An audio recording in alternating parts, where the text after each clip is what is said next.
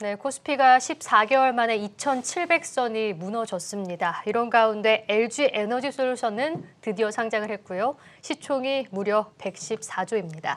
그래서 오늘 배터리와 자동차 산업에 대해서 면밀히 살펴볼 텐데요. 서정대 자동차학과 박철환 교수 함께하겠습니다. 안녕하세요. 네, 안녕하세요. 네. 말씀드린 것처럼 지금 LG 에너지솔루션이 지금 급락하고 있지만 일단 시가총액이 114조이기 때문에 지금 거래소에서 시총 2위까지 올라선 상황입니다. 그리고 거래 대금을 보면 오늘 코스피가 한 11조 정도 되는데 현재 5조 2천억 정도, 그러니까 절반 정도까지 거래 대금을 차지하고 있는 상황이거든요. 이런 상황, 이 LG 에너지솔루션의 상장이 주식시장에 미치는 영향과 더불어서 또 자동차, 배터리 산업에는 어떤 영향을 미칠지 궁금한데요. 일단은 LG 에너지 솔루션뿐만 아니라 삼성 SDI 자체가 2차 전지 전문 기업이었거든요. 네. 그러니까 LG 에너지 솔루션 자체가 처음 나오는 전문 기업이 아니기 때문에 많은 분들이 그걸 보실 때 너무 특별하게 보시지 않는 게 더 중요할 것 같고요. 네. 다만 이제 LG 에너지 솔루션이 배터리 사업만으로, 그러니까 에너지 솔루션 사업만으로 이제 별도로 독립적으로 평가를 받기 시작했다는 게 중요한 거죠. 지금 워낙에 시장이 이렇게 급락세로 폭락세로 치닫다 보니까 그것이 또 하필이면 LG 에너지솔루션 상장일과 겹치면서 그 전부터도 얘기됐습니다만 이 1월 27일은 증시에서 굉장히 주목되던 날이었습니다. 예, 그런 날이었는데 조금은 지금 분위기가 LG 에너지솔루션뿐만이 아니고 이 물적 분할 자체가 작년부터 우리 개인 투자자분들에게 좀 미운 털이 박힌 상황이고요. 그런 상황인데 오늘 이런 상황입니다. 그래도 우리가 일단 상장됐고 시총 규모로 보나 우리 또 2차 전지 배터리 산업이 우리 시장에서 차지하는 비중도 크니까 한번 또 이 시점에 한번 살펴는 봐야 되겠고 향후를 내다봐야 되는데 GM하고 지금 같이 배터리 3공장을 건설한다고요. 네. 한번 교수님 그 내용을 한번 설명해 주시고 그 좀 시사하는 바는 어떤지. 어떻게 보면은 지금 엔솔, 그러니까 네. 보통 우리가 에너지 솔루션을 약자로 엔솔이라고 부르는데 엔솔이 GM과의 협업 관계가 사실 작년 같은 경우에 대규모 리콜이 있다 보니까 저거 위태로운 거 아닌가 하는 그런 어떤 의혹도 있었고 우려도 있었는데 그렇게 가지 않고 가면 갈수록 엔솔과 GM의 관계가 지금 돈독해지고 있는 것을 보여주고 있거든요. 그것도 특히 이 미국 시장이라는 측면에서 우리나라 배터리 산업이 지금 집중하고 있는 시장이 유럽과 미국이 있는데 GM과 엔솔이 제상 공장을 또 이렇게 계획을 함으로써 미국 시장에 대한 중요도가 더 올라갔다고 보시면 됩니다. 그러니까 바이든 대통령이 또 이제 중국의 의존도를 덜어내기 위해서 이렇게 이제 각국과의 협력을 더 강화시키고 있는 거잖아요. 그럼 우리나라 입장에서는 이 북미 전기차 배터리 시장을 선점할 수 있는 전략이 있어야 될 것 같은데 어떻게 보고 계신가요? 지금까지 북미 배터리 전기차 쪽의 배터리 시장은 우리나라하고 일본의 파나소닉이 지금 나눠서 갖고 있었다고 볼 수 있는데 그동안은 먼저 우리나라 엔솔이 GM이랑 최초로 합자를 했었고 그 이후에 SK 이제 온으로 바꾼 SK 이노베이션이 포드랑 같이 하고 있지 않습니까? 근데 처음에 지금 나갔을 때는 셀 공장만 단독으로 나갔거나 아니면 팩 공장이 일부 있었고요. 그리고 또 숨어 있는 공장들이 SDI도 있었는데 이번에 나가면서 이제는 거의 공급망 전체가 이제 나가게 되는 상황이라고 할까요? 즉 셀만 나가는 게 아니라 핵심 소재들까지도 지금 같이 나가는 상황입니다. 그래서 어떻게 보면은 잘 하고 있는 상황입니다. 그리고 항상 또 이렇게 CATL하고 비교를 하게 됩니다. 예, 지금 그러면 현재 격차는 어느 정도 되고 향후 어떻게 보시는지. 일단 시장 점유율이나 양적인 측면으로 봤을 때는 자꾸 얘기들을 할 때 중국 시장을 빼고 보자라고 주장하는 분들이 있는데 그거는 좀 말이 안 되는 이야기고요. 중국 시장은 CATL 몫이니까? 중국 시장은 중국 배터리 제조사들이 거의 있으니까. 독점을 하고 있다는 식으로 주장을 하는데 그러다 보니까 그건 빼고 보자고 주장하는 분들이 있는데 그건 말도 안 되고요. 그것도 실력이고 능력이거든요. 왜냐하면 우리나라가 중국 배터리 전기차 시장을 들어갈 수 있는 기회가 없지 않아 있었고 오히려 몇 년 전에 우리나라 정부라든지 그다음에 또 일각에서의 전략적인 접근에 실패가 있어가지고 공략을 못한 상황입니다. 그러니까 네. 지금 중국 시장을 이제 차근차근 우리나라 배터리 제조사들도 들어가서 공략을 시작하고 있고, 사실 뭐 중국 시장을 빼고 보자고 주장을 할 때 그 LG, 그러니까 엔솔 같은 경우가 테슬라의 모델 3나 모델 Y 쪽 그 중국에서 생산되는 기가 상하의 것을 지금 공급하고 있거든요. 마찬가지로 SK온도 공급하는 제조사들이 있고요.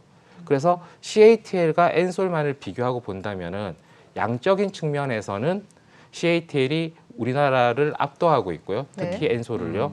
그런데 기술력이라는 측면에 있어서 삼원계 쪽은 우리나라가 뛰어나다는 것이 맞습니다만, CATL은 삼원계뿐만 아니라 LFP라든지 또 신형 2차 전지인 SIB, 나트륨 이온 2차 전지 같은 것들을 지금 신형으로 개발을 하고 있기 때문에 뭐 지금으로서 어느 회사가 더 앞선다고 이야기하기는 어렵고 난제라고 보는 게 맞을 것 같습니다. 난제다. 네.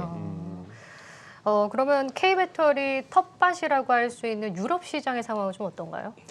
유럽 시장 상황은 괜찮은 편이죠. 그리고 사실 우리나라가 지금 이번에 그 미국 시장에 공장을 지금 대규모로 증설한다고 하기 전에 뭐 심플하게 나눠서 봤을 때 유럽에 있는 생산 기지와 미국에 있는 생산 기지가 대충 한 2대1 정도였던가? 이게 전체가 2대1인가 우리나라가 2대1인가 좀 헷갈리긴 하는데 그 유럽 쪽에 더 집중이 되어 있었거든요. 네. 그리고 유럽 쪽에서는 우리나라 배터리 제조사들의 상황이 좋은데, 다만 유럽 쪽은 미중 무역 분쟁에 영향을 받지 않는 상황이고, 그리고 중국 배터리 제조사들이 차근차근 좀 진출하기 시작하고, 그 다음에 노스볼트 같은 회사들에도 내재화가 진행이 되고, 네. 노스볼트뿐만 아니라 뭐 영국이라든지 프랑스라든지 그쪽에서도 하는 업체들이 있거든요. 그래서 지금은 우리가 충분히 앞서 있고 압도하고 있지만 장기적으로 한 5년이나 10년 후에는 어떻게 될지는 좀 지켜봐야 될 것 같습니다. 네. 근데 사실 미중 갈등이 지금 지속되고 있고 미국과 러시아의 갈등도 계속되고 있고 이제 유럽과의 미국과의 협력도 계속해서 공고해지고 있는 상황을 봤을 때, 그럼 유럽 시장에서는 우리 시장이 선점하고 있는데 지금 미국 시장도 우리가 먼저 들어갔다면 지금 전망이 밝은 거 아닙니까? 밝은데 우려가 되는 부분은 그 2차 전지에 들어간 핵심 소재 중에서 네. 우리가 보통 양극 활물질과 음극 활물질이라고 부르는 게 있어요. 그럼 특히 우리나라가 주력으로 하는 게 삼원계 양극 활물질이고, 그다음에 음극 활물질은 요즘은 블렌딩해서 씁니다만 기본적으로 흑연계를 쓰거든요. 근데 이 두 활물질 중에서 양극 활물질 같은 경우는 전구체 이전 단계, 그다음에 음극 활물질은 천연흑연 쪽이 중국에 대한 의존도가 높기 때문에 이걸 차근차근 미국 정부라든지 또는 미국 기업들과 협업을 해서 해결을 해 나가야 되는 상황입니다. 그러면 이 배터리 시장에서 2차 전지 있죠. 예. 향후 그러면은 우리가 좀 투자자분들이 좀 주목해야 될 이슈는 뭐가 있을까요? 투자자분들이 주목을 해야 될 이슈라고 하시면 일단 뭐 네. 지금 리튬이온 2차 전지에 있어서는 우리나라가 세계 빅3 국가에 들어간다고 리튬형은 그거에 대해서는 뭐 제론의 가치가 없을 정도로 네. 확실하고, 다만 우리가 아직 그 소재를 이야기할 때 그동안 소재 쪽이 강하다라고 좀 오해가 있었어요. 아하. 근데 원자재 수급이라든지 또는 그 글로벌 서플라이 체인 같은 거 뭐 그쪽을 봤을 때 우리가 약점이 있거든요. 근데 사실은 뭐 2차 전지만 약점이 있는 게 아니라 우리나라가 그 전에 뭐 반도체나 디스플레이도 우리나라가 자원이라는 측면에서는 항상 약점이 있다 보니까 그 약점이 이 2차 전지 산업에서도 이어지고 있는 거거든요. 네. 그래서 좀 자원 쪽에 좀 더 우리가 집중을 해야 될 것 같고, 그리고 향후 새로운 분야를 본다 그러면 지금 계속 떠오르기 시작했고, 산업이 배터리 산업이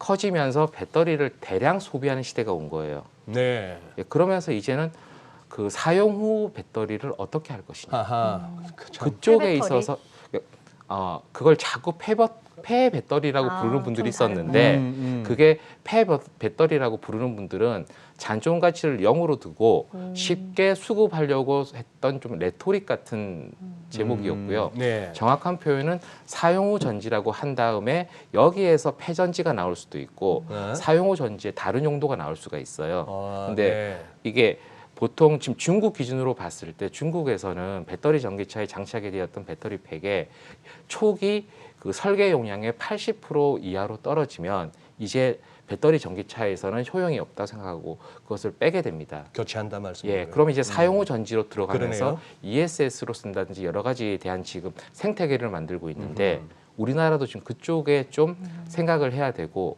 그런데 우리나라가 그쪽 분야에 핵심 기술이 아직 없는 상태라서 좀 더 개발을 해야 됩니다. 네. 자, 그럼 완성차 업계도 한번 찾아볼까요? 지금 방금 전에 이 공급망 혼란 속에서 작년에 굉장히 힘들었다라는 말씀까지 해주셨는데 완성차가 큰 타격을 입었었죠. 그렇죠. 그런데 지금 현대차와 기아의 작년 실적을 보면 괜찮았습니다. 현대차가 4분기 실적도 양호했고 역대급 실적 지난해 달성을 했고요. 기아도 사상 최대 실적을 달성을 했더라고요. 어떻게 네. 보셨나요? 그러니까 작년에 안 그래도 말씀하신 것처럼 그 보통 그 차량용 반도체 이슈가 아니냐고 자꾸 저한테 기자님들께서 연락이 왔었거든요. 근데 그때마다 제가 말씀을 드렸던 게 그걸 차량용 반도체라고 보지 마시고 원자재 수급 불균형으로 보셔야 된다고 제가 말씀을 계속 드렸어요. 네. 그리고 그때 제가 드렸던 얘기는 원자재 수급 불균형이 이게 나중에 잘못 전개되면 무서운 점은 수급 불균형 때문에 그 단가가 급상승하는 일이 고차가 되는 게 문제가 될 수 있다고 제가 얘기를 드렸거든요. 네. 근데 그 상황에서 우리나라 현대 기아차는 그 수급 불균형에 그 미리 대비를 했는지 그렇게까지 크게 영향을 안 받고 잘 대비를 했죠. 그래서 그 결과 작년 실적이 그렇게 잘 나온 게 아닌가 싶습니다. 그렇군요. 그러면 지금 현대차와 기아의 친환경차 개발 현황도 궁금해요. 어떻게 이어가고 있나요? 그 현대 기아차가 최근에 보면은 최근도 아니죠. 한두 달 전이었던가 탄소 중립에 대한 이야기를 하면서 일단 럭셔리 브랜드인 그 제네시스 브랜드 쪽은 네네네. 그 배터리 전기차로 특화시켜서 가겠다. 또 그다음에 좀 설왕설래가 있긴 했습니다만 그 보통은 시장에서 부를 때는 수소차라고 부르는 네. 연료 전지 전기차 네. 이쪽에 대해서 뭐 하지 않는다는 오보도 나오고 그랬습니다만 우리나라 현대 기아차가 연료전지 전기차라는 측면에서는 그 일본의 토요타와 거의 뒤지지 않을 정도로 지금 선두권을 달리고 있거든요. 네. 그리고 혹시 그 가끔 저 국회의사당역 쪽으로 가보시면은 충전소가 거기에 충전소 있죠. 있지 않습니까? 그 충전소 앞에 서 있는 혹시 버스 보셨어요? 버스. 예, 그 보면은 그 정경분들 버스인데 아, 예, 네. 예, 그 버스 한 대가 연료전지 전기 버스예요. 수소 버스라면 예. 수소. 네. 예, 그러니까 우리나라가 단지 그 넥소 같은 것뿐만 아니라 그 버스라든지 그쪽에 대해서 계속 개발을 하고 있기 때문에 그 현대 기아차의 친환경차 전략을 딱 정리를 이제 하자면 그 배터리 전기차, 네. 그다음에 연료전지 전기차. 그렇다고 해서 버리지 않는 게 무엇인가 하면은 하이브리드 계열입니다. 근데 이 하이브리드가 현재 크게 플러그인 하이브리드와 풀 하이브리드가 있는데 이 플러그인 하이브리드와 풀 하이브리드는 뭐라고 보시면 되나 하면은 모든 내연기관 자동차가 앞으로 이쪽으로 다 간다고 보시면 돼요. 그렇겠죠. 예. 아, 예. 그리고 또 이게 그 배출 규제 시절에는 배터리 전기차에 비해서 하이브리드카가 불리하다는 얘기들이 많았는데 오히려 탄소 중립 이야기가 나오면 풀 하이브리드나 플러그인 하이브리드가 불리하지 않거든요. 네. 아, 예. 어떻게 보면은 토요타가 그런 측면에서 풀 하이브리드를 포기하지 않는 거고요. 그래서 현대 기아차도 그런 측면에서 이 3대 친환경 차에 대해서 뭐 어떻게 보면 이 3대 친환경 자동차의 기술을 다 갖고 있는 자동차 제작사가 토요타하고 현대 기아차 정도라고 할 정도로 잘 하고 있죠. 교수님, 이거는 뭐 제가 한번 좀 여쭤보고 싶어서 네.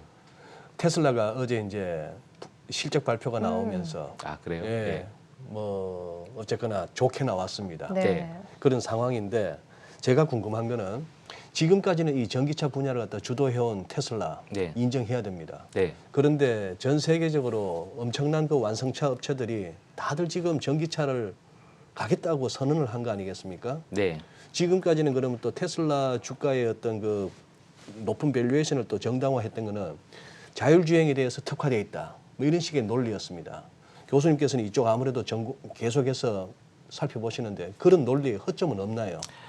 일단은 뭐 오토파일럿 쪽에 있어서 앞서고 있는 건 틀림이 없지만 틀림이 없다. 그 기존의 그 보통 뭐 GM이라든지 그런 쪽에 네. 걔네들이 뭐 슈퍼크루즈라든지 그런 기술도 못지않다는 얘기 계속 나오거든요. 네. 근데 오히려 테슬라는 역시 배터리 전기차 전문 기업인 만큼 그쪽에서 지금 대비를 하고 있는 건 무엇인가 하면은 생산 캐파를 지금보다 더 배가시켰을 때를 준비를 하고 있어요. 그게 무슨 얘기인가 하면은 원래 테슬라가 최초로 자기들이 그 테슬라 로드스터라는 그 배터리 전기차를 만들었을 때 18650이라는 소형 원통형을 채택한 이유는 그 전지의 공급 안정성 때문이었어요. 네. 근데 이제 그 스케일이 그때보다도 뭐 거의 10배 이상, 이제 또 수십 배 이상 올라가는 상황이 됐을 때 몇 년, 그러니까 재작년인가 테슬라가 배터리 대회 발표를 한 게 있었죠. 네. 그 4680이라고요. 중대형 원통형이라는 걸 발표했었거든요. 근데 그 발표의 핵심은 무엇인가 하면은 4680이라는 전지 기술이 아니라 그 전지를 기반으로 해서 자기들은 배터리 생산 능력을 올리겠다는 거였어요.